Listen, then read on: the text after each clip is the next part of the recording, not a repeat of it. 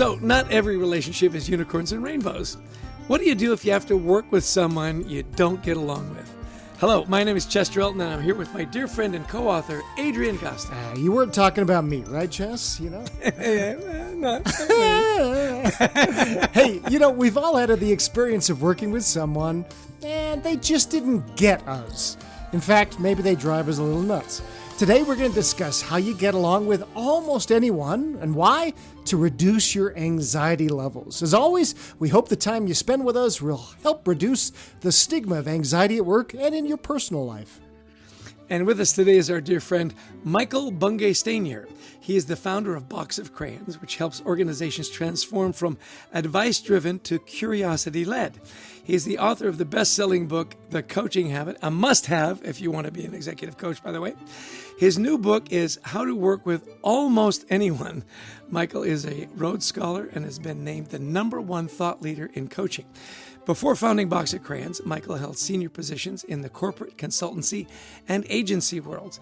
Michael has a master's degree from Oxford and a law degree from the Australian National University. Welcome to the show, MBS. We are delighted to have you back. You guys clearly have like the memories of a goldfish, because I think this is my third or maybe fourth appearance on your show, and you need to write down somewhere. Stop inviting Michael; it only ends in tears. But I appreciate it. Thank you. By the way, before we get started, I love that you brought up goldfish, because in your book, I learned the collective noun for goldfish is a glint. Isn't that good? That's a really good one. Yeah, I've got a book behind me on my shelves, which is like all of the kind of collective nouns for all of the animals, and people just have so much fun coming up with these ideas for how do you summarize a group of things. And I think a glint of a goldfish is pretty wonderful. It is wonderful. Well, and we're excited to talk to you about the new book here. Michael is really one of the smartest people we know, so we're going to learn a lot today. So people, you need to expand the circle of your friends. We know a lot of people. And now walk us through the idea of how to work with almost anyone. You're right that we need to communicate about who we are and what brings out the best and worst of us at work. And you say we should bring a toolbox to this conversation. So walk us through that. Yeah, there's a bigger idea behind that, and it is simply this. Our working relationships have such a big determination on our happiness and our success. And most of the time, we cross our fingers and we hope for the best. And sometimes it goes really well, and sometimes it's terrible right from the start, and most of the time it's somewhere in the middle. But what always happens is somewhere down the line, things go off the rails a little bit. Something gets dented, something gets cracked, something gets blown up, and the relationship can get a bit damaged. And rather than crossing our fingers and hoping for the best, I think we should strive for the best possible relationship with the people we're working with.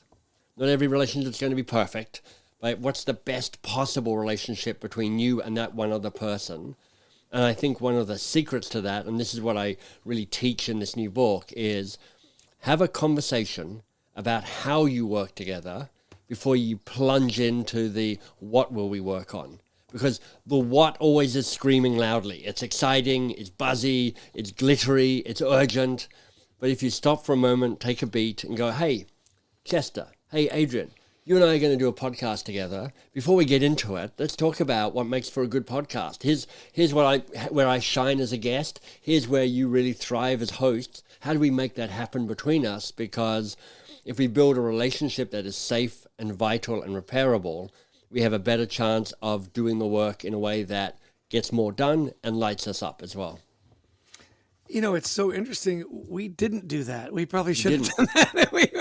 No, because we're friends. We're catching up on gossip. We're like, well, I see you in Nashville. Are you going to London? So we should have done that. So we'll just pause the podcast here and have a proper conversation and get our act together. There you go. It's interesting. You talk about these 5 questions, what you call the keystone conversation. So can you preview some of those questions for us and for our listeners? Well, let's talk about why I called it a keystone conversation. The first reason and the most important reason is I just love giving things labels. I love giving things a handle that people can use and remember. So part of it's just indulging my sense of creation. But, a keystone, most people will know what a keystone is. It's in architecture, it's the big stone at the top of an arch, the two sides of the arch come together, and it's the keystone that gives it strength and stability and the ability to bear stress. And as soon as you think about that in terms of a relationship, strength, stability, the ability to bear stress, you're like, great, that would be pretty, that's a good metaphor, that works. But in doing the research for the book, I discovered that they've taken the idea of a keystone stone and moved it into sort of ecology and biology as well. So there's a thing called a keystone species. And the best story around this is the wolves being reintroduced into Yellowstone National Park in the 80s. That park was kind of being run down and denuded, in part because there were so many elk wandering the park.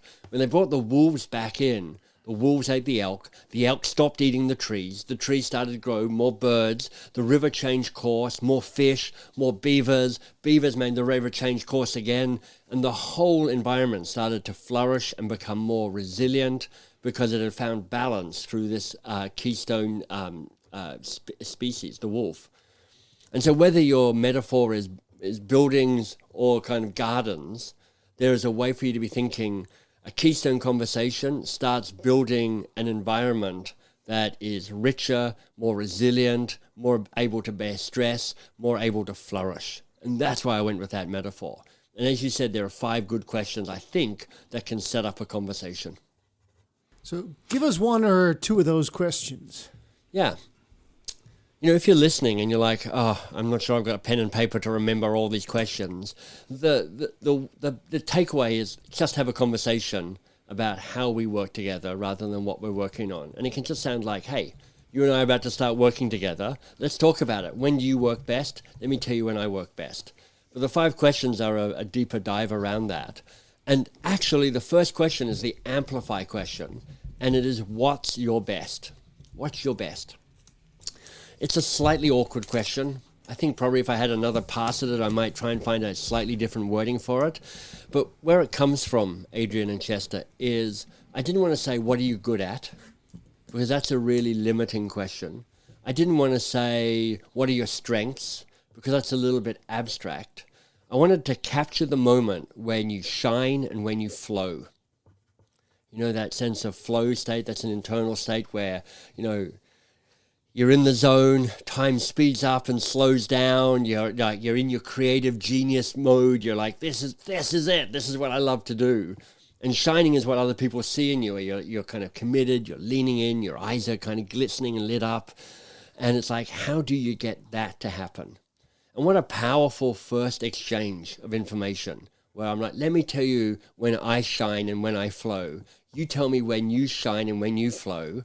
All right, how are we going to get more of that in the way that we work together? Because it's easy to make up what you think will bring out the other person's best or what their best is. Now you're saying, this is me. This is what I look like when I'm in that space. Let me tell you. If you can help me get there, brilliant.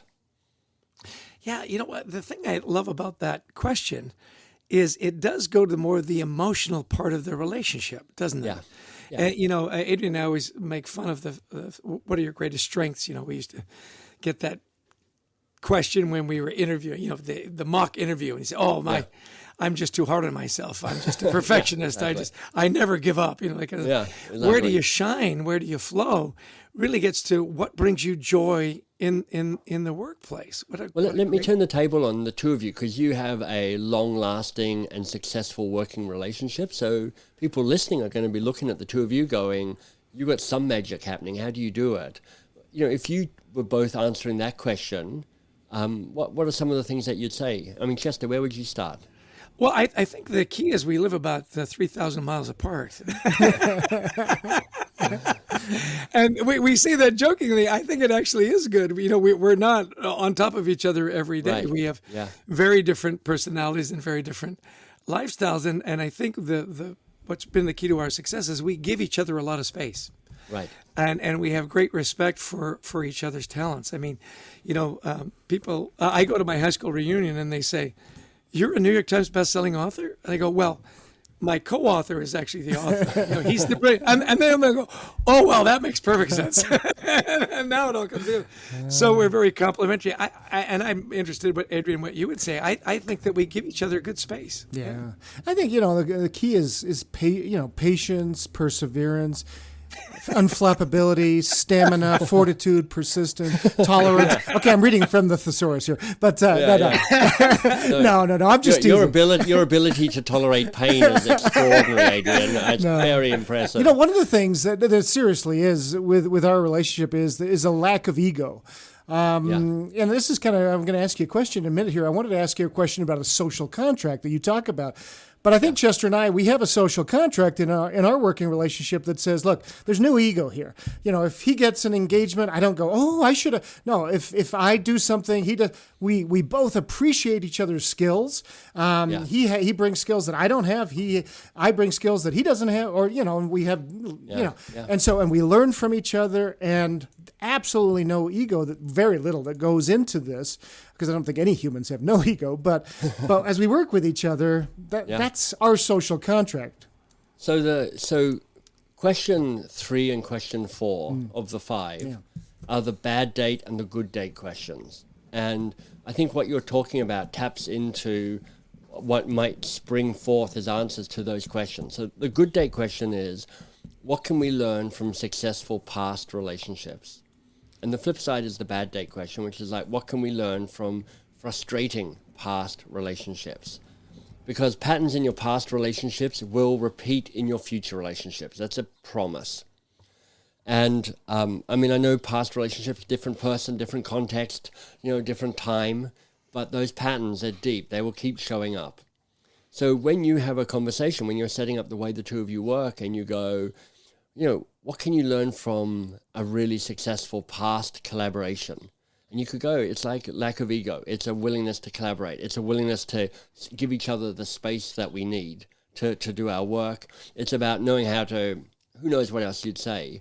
You actually get to kind of say, let me tell you, rather than guessing, rather than hoping we're just going to figure it out, let me tell you what I've learned about what a good relationship is, and what I do and what I don't do, and what I say and what I don't say, and what that other person does and doesn't do and says and doesn't say. And then the flip side is really useful as well. Often with our past frustrating, failed relationships, and we all have those, mostly we try and put them, in a black box and push it under the bed and lock it into a cupboard, like, let's not talk about that again, because that was miserable. But it's like, if you're brave enough, pull it out into the light and go, what do I learn from that? Because you'll point the finger at that other person because, they probably were really hard to work with. But it's really interesting to ask yourself, those dysfunctional working relationships, what did I do and what did I not do? Particularly, what did I not do? What did I say and what did I not say? Particularly, what did I not say? And understanding that from the person you're building the best possible relationship with just gives you a chance to keep coming back to the health of the working relationship, to say, we're committed to this. It's not just about the work. It's about how you and I are working together. How are we doing? Excellent. So there's 3 of the 5. Do you want to fill in the other 2, or do you want to leave some reason for people want to buy the book? Copies? Come on. I can't give them all away. I've given you the 3 easy ones. Question number 2 is amazing, and question number 5 will blow your mind. It'll change your life. Yeah. I'm going to tell you what the 5th question is, because when I talk about the best possible relationship, I say, look, they have some combination of being safe and being vital and being repairable. And these 3 elements kind of dance with each other, in tension with each other, particularly the first 2. You want a relationship to be safe. And our mutual friend, Amy Edmondson, she's the OG in psychological safety. She's really helped all of us understand the importance of that and the power of that. And that's backed up by the research Google did with Project Aristotle and Project Oxygen around good teams and good managers and the like. You've got to create that safety so people can show up as who they are and say what they want to say without fear of punishment or kind of diminishment around that. But it can't just be about safety. It's also about, how do we bring out our best? How do we step to the edge? How do we bring life to this conversation? How do we have adventures together? And there's always a dance between safety and vitality. You know, you can imagine relationships that are so safe that they are a bit smothering and they kind of lose that edge. You can imagine relationships that are right on the edge, but if something goes wrong, it really breaks, and it breaks badly. And that's why the third characteristic is so important, the repairability, which is like, how will we fix it when things go wrong? And that is the fifth question, which is, how will we fix it when things go wrong? And what that question unlocks is not just, okay, how do I fix things when things are wrong? What's my role in that? But it is an acknowledgement that this relationship will go wrong. What are we going to do about that when it happens? Mm-hmm. And so what normally happens is people go, oh, God, it's gone wrong. I don't know what to do. I don't know what to say. Maybe this is what always happens. It just kind of deteriorates. Now there's this opportunity to step back in and go, hey, let me tell you how that didn't work for me. Or, hey, let me check in with you because I'm not sure how you're doing. Or, hey, let me say sorry because I think I stepped on your toes in some way here. It's an ability to actively engage in the repair of the relationship. Counterintuitively, often makes that relationship even stronger because you've gone through that tearing and then repairing. You know, it is so interesting as you talk about that, the ability to say, I'm sorry, and to forgive each other. That really is hard in a lot of relationships if you don't feel safe. That's so right. I love that you've put those three together. You know, it has to be safe and vital, and it has to be repairable. Okay, so I want to highlight, you know, you have wonderful covers of your books. I always enjoy your, and the interaction inside your books is beyond delightful. The key word on the cover of your book is the almost part. Yeah. So you can say we can get along with almost everyone. So what about people you just can't get along with? So what's the plan there? Well, the first thing to say is, by saying how to work with almost anyone, what I'm really saying is you can work with almost anyone. And that's a big group of people. And we often tend to write off more people than we should, because we're like, actually, even if the relationship's not that great, you can still build the best possible relationship. You can make a bad relationship good enough and figure out a way through that. But there are people with whom it just feels impossible. And, you know, for any number of reasons, but one of the reasons might be they're a bit of a psychopath. And I'm using that in the actual technical mental health definition of a psychopath, because about 1% of the population have these characteristics of a psychopath, you know, lack of empathy, lack of caring, this kind of ambition, take no prisoners sort of way of working, often combined with charisma and charm, which explains why they say that there's a higher proportion of psychopaths in the senior levels of organizations than you'd expect in the general population. So 1% in the general population is the standard measurement. I've seen 3%, and I've seen 16%, and I've seen 20% of CEOs have psychopathic qualities. So who knows what that research is? It feels like 20% is a lot. I mean, that's 1 in 5. It doesn't quite land for me. But even if it's 3%, you know, it's like, it just means that, sadly, I think the qualities of a psychopath often help you really flourish in an organization. They help you climb because you're ruthless. You have no empathy. You're just about getting results done at any cost. And so there's a way to go, look, I need to protect myself around this, because having a keystone conversation is an exchange, and it's an act of vulnerability and an act of courage to initiate that. I just don't want to have people write off too many relationships too quickly as unworkable. But I also want people to stay safe and realize that it's not possible. Plus, I just don't think I could write a book called How to Work with Anyone. I'm like, I just feel like I'm probably overpromising here. Yeah, too big a promise. Too big. Yeah, exactly. And unfortunately, nowadays, people go, oh, there's my out, because I don't like this person because they don't have my politics, or they don't root for my sports team, whatever it is. And unfortunately, too many people are taking that out nowadays. Right. Yeah, you know, at the heart of this work, and this is, kind of the thread that combines things like the coaching habit and the advice trap, and even how to begin, which you guys were kind enough to interview me on as well. There's this kind of commitment to how do you keep showing up as a human. And in our organizational life, there are constant pressures to be dehumanized and to dehumanize others. Martin Buber, the philosopher, will say 2 types of relationships: I-it relationships and I-thou relationships. And I-it relationships are when you kind of other the other person, when you see less of their humanity, where you put them into a box, make them a cliche. I-thou is that when you're kind of present to your own humanity and therefore present to the other person's humanity. And it's all, it's all kind of high level stuff.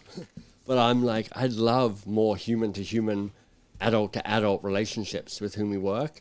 And this ability, it's, you can say it's politically driven, and you can see it happening on the left and the right equally, I think, which is like how quickly and easy it is to other the other side and demonize them, turn them into the enemy, turn them into us versus them, this narrowing and tribalization that we see and can feel in places. I'm hoping some of the tools here might help people have the courage to say, what if you and I try and figure out the best possible relationship, the best way we have to work together? That's beautiful. It is that being more human. To me, I interpret that as being more kind.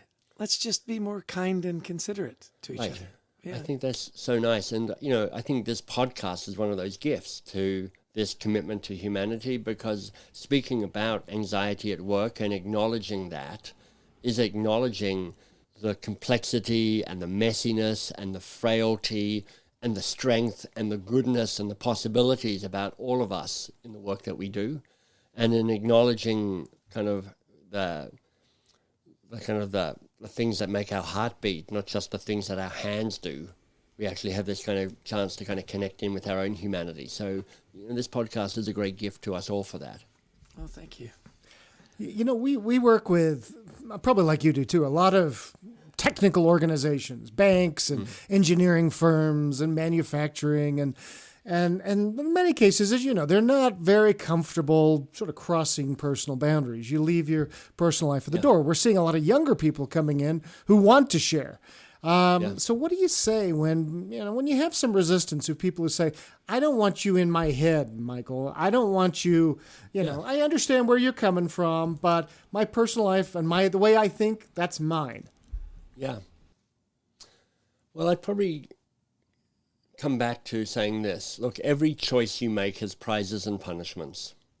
So you can choose not to have a conversation like this. And the prizes are you protect your sense of self and your privacy, and you don't give away anything, and you get to put on your game face and your game mask and all of that and show up. The cost of that is your relationship will unfold without you actively contributing to it. And when you think about the impact on you on your best working relationships, how it brought out your best, helped you be more courageous, help you do better work, helped you kind of expand your sense of self and the impact you have. And when you think about the worst relationships, the most frustrating ones, and how you felt compartmentalized, diminished, you lost your courage, you lost some of your confidence, you lost your sense of autonomy, you became more kind of victim-y, to use that kind of therapy word. You're like, it really makes a difference, the quality of your working relationship. So the willingness to ask and answer some of these questions, and you get to control what you share. You don't have to talk about the traumatic childhood incident that still makes you cry. You get to just talk about, let me tell you about me at my best when I'm in a good working relationship. Let me tell you what that looks like.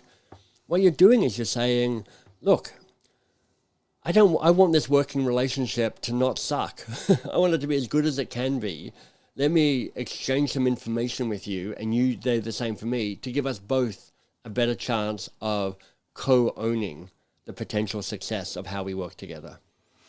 Such great advice, not just for working relationships, just relationships in general, right? Yeah, for sure. Well, listen, our guest is our dear friend, Michael Bungay Stanier. He is the best-selling author of The Coaching Habit, which you should have on your desk, The Advice Trap, How to Begin, and now How to Get Along with Almost Anyone. Michael, where can people, other than your wonderful books that are available everywhere, where can people find out more about your work and Box of Crayons? Yeah, look, the big place for my work, particularly for supporting individuals to unlock their greatness and other people's greatness, is mbs.works. And that's where you find kind of stuff about the books as well. If you're interested in this book in particular, bestpossiblerelationship.com. And if you've got a large training budget and a corporation and you're like, we need to bring in coach training for our people, Box of Crayons is the best place for that. After you've spent all your budget with Chester and Adrian, obviously, and they've got nothing less to sell you, and you're like, I've still got all this money left over, then come to Box of Crayons and we can talk. Excellent. So we're always interested in self-care tactics. Yeah. What are you doing to keep your relationships healthy and vibrant? How do you reduce your stress and anxiety? Can you give us a couple things that you do that keep you in this wonderful learning and curious state of mind? Well, I journal, and I'm not a big writer of notes. It took me a long time to find the journal pattern that worked for me. But one of the things that I do is pretty much every workday morning, I check in with 3 questions. I go, what am I noticing? And that makes me notice how I'm feeling and what I'm thinking and what's going on in front of me. So it kind of asks me to be present to the moment. I say, what am I grateful for? And I know you have a gratitude journal that's in the works as well. And so I don't need to tell anybody the power of gratitude, because it is, if there's a silver bullet, it's about expressing gratitude on a regular basis. So we all know that. And then the third thing to check in is, what's the one thing today? Like, if I can only get one thing done, what's the most important thing that I should be thinking about and working on? And that just helps me kind of arrive at my morning and kind of go, okay, how am I doing with that? And then the thing I do in the evening that I don't do every evening, I wish I did, was go for a walk with my wife. Because I know I sound like I know what I'm doing, but I'm not that good a communicator with my wife. She's like, tell me more stuff. And I'm like, I can't remember. And when I go for a walk, I start remembering things to tell her, and just also being in movement and being out of the house really helps. It does. Yeah, men, they say we communicate better side to side, women face to face. And so, I think that's right. It does help. I think that's why bars work. We're sitting in a bar and you're like, I don't have to look at you. We can just talk out into the air. Or why men talk when they're in cars, because they're like, we're driving and you're in the passenger seat and I don't have to look at you around that. So I think there's some truth to that. Too uncomfortable, Okay, this has been, just as always, so wonderful to learn from you, MBS. Okay, so we bump into you at our Nashville retreat that's coming up here for Marshall Goldsmith, and we have 30 seconds of your time before you've got to run because everybody wants you. Tell me one thing that you found with this book that surprised you as you did this research. One thing that you think we need to, all us and our listeners need to know. I think it's the power of reaching out. I heard this from somebody talking about kind of deathbed regrets, actually, and how one of the regrets that she heard is, I wish I'd reached out to, relationships that had faded, hurts that had happened that could have been healed. And what I wish for people is, when you're thinking about the people with whom you work, be the person who reaches out to start building the best possible relationship, because as somebody once said, nobody likes to say hello, but everybody loves to be greeted. So if you're the person who says hello, that is a great gift. That is so simple and so lovely. Michael, as always, you've challenged our thinking, you've educated us, you've made us laugh. Time with you is always time well spent. And thank you. If you can't get him live on your podcast, let's see, buy his books. Hey, see what I did there? And buy his latest book, How to Get Along with Almost Anyone. I promise you it's an engaging read. It will be a delight. Thanks again, Michael, for being on our show. It's always so much fun to be with you. Thanks both. It's such a delight. Well, Chess, just another fascinating podcast. I'm so glad to have Michael Bungay Stanier back, million-selling plus book of, his coaching books. And, boy, is there a better guy to be preaching to than you, who has friendship as your number one motivator. You spend a lot of time thinking about your work relationships and reaching out to people. And so this had to resonate. Yeah, really, very much with me. I so appreciate Michael's ability to ask the right question. We say, I'll ask more questions, be curious. He asks the right questions, and he's very thoughtful. I mean, all his books are centered around, are you asking the right questions and giving voice to the other person? I love right at the beginning, he said, let's talk about how we will work together before we talk about the what. Yeah. Such a simple thing to do, because we want to jump to the what. We got to get this done. So let's go ahead and start doing it, as opposed to saying, hey, so how would be the best way for us to work together to get the best possible results? What were some of your takeaways? Yeah. Speaking of, again, the coaching habit was great questions. This book obviously has some great questions. I love the bad date and good date questions. Right. The idea is, what can we learn from good and bad successful relationships? How many bosses, when they're interviewing an employee, says, okay, Chester, we want you to join our team. Tell me about some good relationships you've had with bosses, and maybe some that didn't work out as well. What can I learn as your boss to be? What a great question that you would ask, or a colleague, etc. And did we ever do that, sort of dating? Probably not. Where, this is what I've learned, works and doesn't. No, we try to present ourselves as perfect, and none of us are. And so, like he says, there's no black box. Pull everything into the light. Yeah. And the idea of not just the good date, which is easy to talk about. What was the bad date?